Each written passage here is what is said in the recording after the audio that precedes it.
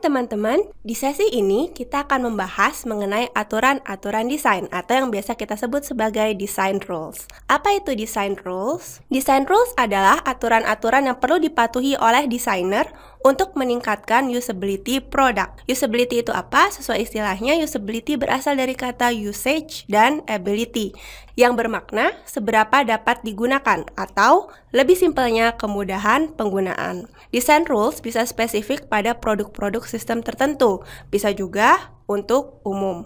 Sebagai contoh, ada design rules yang khusus dipakai untuk virtual reality system dan tidak bisa dipakai untuk produk website. Contohnya, suara tidak boleh melebihi 85 atau 120 desibel pada suatu VR system. Tujuannya agar kesehatan pendengaran pengguna tidak terganggu. Ada beberapa istilah dalam design rules. Yang harus kita ingat ada 3. Pertama adalah principles. Principles, sering juga disebut prinsip, adalah design rules yang bersifat abstrak dan sangat umum.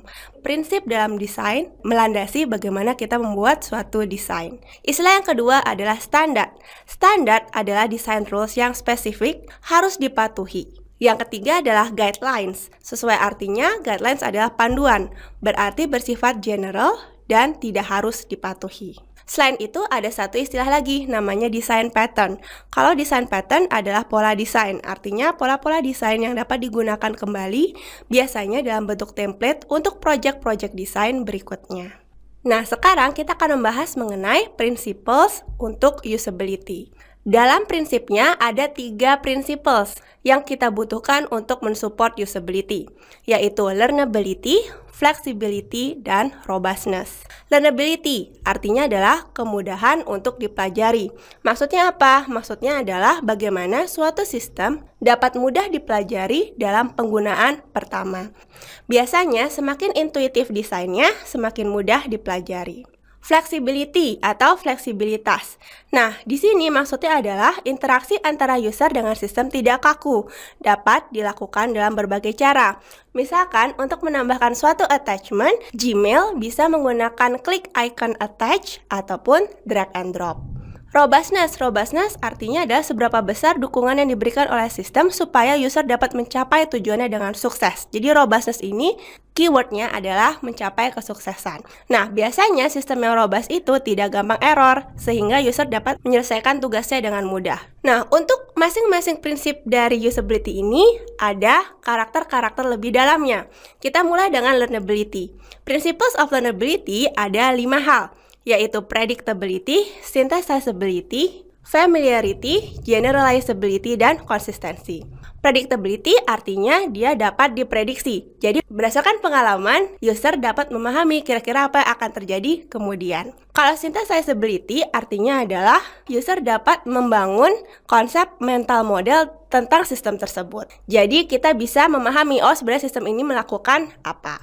Kalau familiarity itu adalah berdasarkan pengetahuan yang dimiliki oleh si user sebelumnya terhadap sistem yang baru.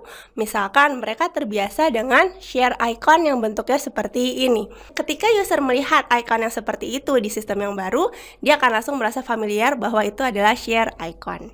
Kemudian generalizability. Generalizability adalah bagaimana suatu konsep dapat di-extend ke konsep yang lebih umum. Kemudian konsistensi ya berarti konsisten. Jadi kalau kita selalu menggunakan button warna merah untuk sign up, jangan kasih button yang warnanya beda-beda lagi. Karena kita sudah ingat, oh pokoknya button warna merah itu untuk sign up. Kemudian kita lanjut ke konsep berikutnya, yaitu flexibility. Jadi principles of flexibility diantaranya adalah dialog inisiatif. Jadi di sini ada kebebasan dari sistem untuk memberikan dialog kepada user. Kemudian ada multi-threading, artinya paralel.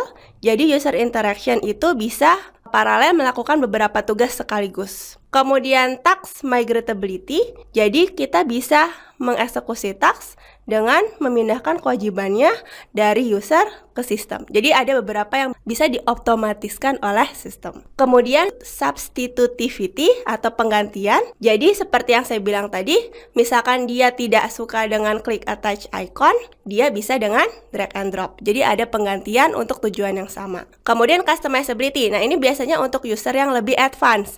Mereka suka pakai shortcut. Jadi misalkan tidak suka klik kanan copy, klik kanan paste. Nah, mereka cukup dengan Ctrl C dan Ctrl V. Nah, itu juga salah satu prinsip flexibility. Kemudian yang terakhir yaitu robustness. Jadi, prinsip-prinsipnya di sini ada 4. Pertama, observability, yaitu user dapat mengevaluasi kondisi sistem. Kemudian recoverability, kalau user melakukan kesalahan bisa mudah recover ke state yang aman. Jadi misalkan ada undo atau redo. Kemudian responsiveness, jadi ada komunikasi yang langsung antara user dengan sistem. Misalkan dia klik upload, kemudian upload memberikan feedback, dia mengeluarkan status bar loading. Jadi ada responsiveness dari sistem. Kemudian yang terakhir task conformance. Jadi seberapa baik sistem menyupport tugas user secara keseluruhan. Jadi kalau itu adalah bagaimana user merasa nyaman dalam mengerjakan tugasnya. Nah, baru saja kita membahas mengenai 3 principles of usability, yaitu learnability, flexibility, dan robustness. Terima kasih dan sampai jumpa.